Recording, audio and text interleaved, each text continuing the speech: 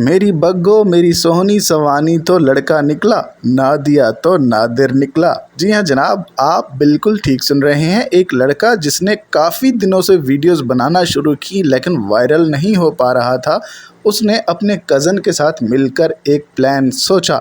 उसका कज़न जो उससे 1 साल छोटा था, उसने अपने कज़न को लड़कियों वाली ड्रेसिंग करवाई और वीडियोस बनाना शुरू कर दी। और वीडियोस में ये कहा कि ये मेरी बीवी है। यहाँ तक कि वीडियोस में एक छोटा सा लड़का भी दिखाया, छोटा सा बच्चा भी दिखाया और कहा कि ये हमारा बच्चा है।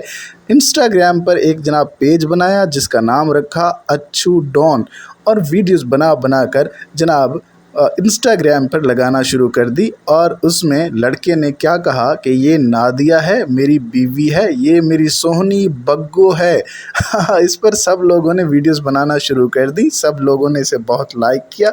लेकिन अब पता ये चला कि ये दोनों लड़के थे। नादिया तो असल में नादिर था, सोहनी और बग्गो जो थी वो तो लड़का था। अब आप देखिए कि जनाब पाकिस्तान में वायरल होने के लिए लोग क्या क्या करते हैं। आपको क्या लगता है कि वीडियोस बनाने से, मेहनत करने से इंसान वायरल हो सकता है या इस तरह की चीज़ें करना पड़ती हैं? आप अपनी राय कमेंट्स बॉक्स में ज़रूर दीजिएगा।